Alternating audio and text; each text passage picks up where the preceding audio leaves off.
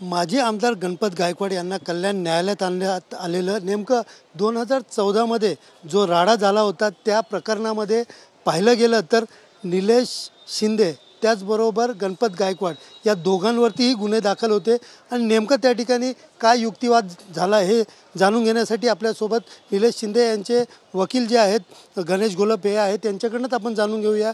गणेशजी, आजचा युक्तिवाद नेमका काय झाला, कशा प्रकारे तुम्ही तुमची बाजू मांडली आणि गणपत गायकवाड आणले तेही या ठिकाणी आलेले, काय नेमकं आज कोर्टामध्ये झालं? एकंदरीत 2014 कोळसेवाडी पोलीस स्टेशनच्या सिनियर PI डवले यांच्या कॅबिनमध्ये गणपत गायकवाड आणि निलेश शिंदे यांची आपापसात झोंबाझोंबी झाली, मारामारी झाली, त्याबद्दल दंगलीचा गुन्हा नोंदवला होता। परंतु प्रत्यक्षात अशी कोणतीही घटना घडलेली नव्हती। हा आमचा बचाव होता। सरकार पक्षातर्फे प्रस्तुतच्या प्रकरणात एकूण मिळून 5 साक्षीदार तपासण्यात आले। या 5 साक्षीदारांची साक्ष नोंदवल्यानंतर आरोपीचं बचावाचं निवेदन नोंदवणं जे कायद्यानुसार फौजदारी प्रक्रिया संहितेच्या कलम 313 नुसारचं निवेदन असतं, ते निवेदन नोंदवण्यासाठी आरोपी हा प्रत्यक्ष न्यायालयापुढे उपस्थित लागतो। त्यानुसार गणपत गायकवाड जे दुसऱ्या एका गुन्ह्यामध्ये तळोजा कारागृहामधले बंदी आहेत त्यांना या न्यायालयाने प्रोडक्शन वॉरंट काढून कोर्टामध्ये आणलेलं होतं। त्या प्रकरणात निलेश शिंदेंचं प्रतिनिधित्व मी करतो आहे।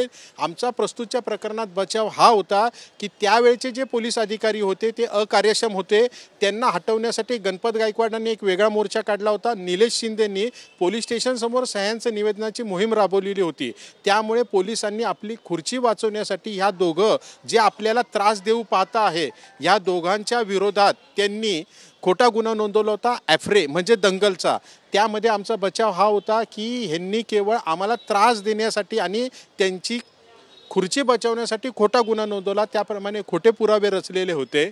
एकंदरीत ह्या प्रकरणाचं गांभीर्य अशा स्वरूपाचं होतं, त्या गणपत गायकवाडांवरती जो आरोप आहे सिनियर PIच्या कॅबिनमध्ये गोळीबार केल्याचा आणि हा त्याशी संबंधितच सिनियर PIच्या कॅबिनमध्ये आपापसात हाणामाऱ्या केल्याचा, त्यामुळे ह्या प्रकरणाला विशेष असं गांभीर्य होतं। तळोजा कारागृहातून त्यांना आणण्यात आलेलं होतं। बचाव पक्ष म्हणून आम्ही आमच्या विरोधात खोटा पुरावा कसा रचला गेला होता हे सगळं उलट तपासामध्ये त्यांच्याकडूनच आणलेलं आहे। त्याच्यामुळे ह्या प्रस्तुतच्या प्रकरणामध्ये आरोपींचा तीळमात्र संबंध नव्हता, खोटा गुन्हा होता। आज काय युक्तिवाद झाला, पुढे तारीख सुनावली आहे, काय नेमकं तुम्हाला त्या ठिकाणी न्यायाधीशांनी आदेश दिलेले आहे?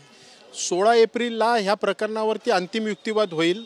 ह्या प्रकरणामध्ये आमचे सर्व एकूण मिळून 5 आरोपींचं 313चं निवेदन नोंदवलं गेलं। 313मध्ये आरोपींनी आपला बचाव सांगितला, त्यांच्यावरती खोटी केस का करण्यात आली आणि त्यांच्यावरती जे आरोप आहेत ते खोटे कसे आहेत ह्याबद्दल त्यांनी तोंडी कथन केलं। आता पुढचा युक्तिवाद आम्हा सर्व वकिलांचा की आमच्या आरोपींची बाजू कशी निर्दोष आहेत, आमच्या विरोधात गुन्हा कसा सिद्ध होत नाही ह्यावरती असेल आणि सरकार पक्षाचा युक्तिवाद गुन्हा सिद्ध करण्यासाठी असेल। त्यामुळे 16 एप्रिल ही युक्तिवादाची तारीख असणार आहे। त्यावेळेला त्यांची उपस्थिती गरजेची नाही, त्यामुळे त्यांना आणतात न आणतात ह्याबद्दल साशंकता आहेत, परंतु आज त्यांना आणणं कायद्यानुसार बंधनकारक होतं। एकंदरीत या ठिकाणी सगळा जो युक्तिवाद झालेला आहे, पोलिसांनी हा खोटा गुन्हा नोंदवला आहे, यासाठी न्यायाधीशांनी पण काय चाप लावली आहे का, काय पुरावे त्यांना मागितले आहेत का, काय सांगितलं? न्यायालयापुढे खटल्याची सहपरीक्षा चालली, त्यांनी तोंडी पुरावे दिले।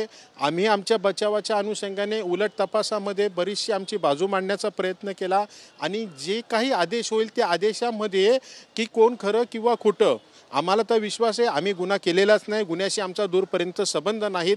महत्त्वाची गोष्ट, एखाद्या ठिकाणी जर का दंगल होते तर दंगल झाल्यावरती टेबलवरची पाण्याची बाटली तरी पडली पाहिजेत, खुर्च्या तरी पडल्या पाहिजेत, कोणाचे कपडे तर फाटले पाहिजेत, असं काहीही नाही। महत्त्वाचं म्हणजे ह्या प्रकरणात घटनास्थळाचा जो पंचनामा करण्यात आला तो पंच त्याची बहीण हरवलेली होती म्हणून पोलीस स्टेशनला तक्रार देण्यासाठी आला होता, पंचनाम्यावरती त्याची सही घेतलेली आहे, अशा स्वरूपाचा खोटा बनाव रचण्यात आलेला आहे। त्यामुळे आम्हाला नक्कीच आशा आहे की ह्या खोट्या गुन्ह्यातून सर्व आरोपींची निर्दोष मुक्तता होईल।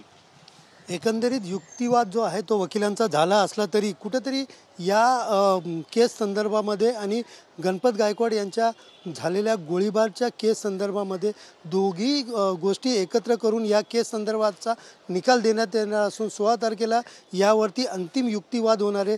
तरी देखील कुठेतरी गणपत गायकवाड यांच्या अडचणीमध्ये वाढ होताना दिसून येत आहे। कॅमेरा पर्सन चरणसह सुनील जाधव, TV9 मराठी, कल्याण।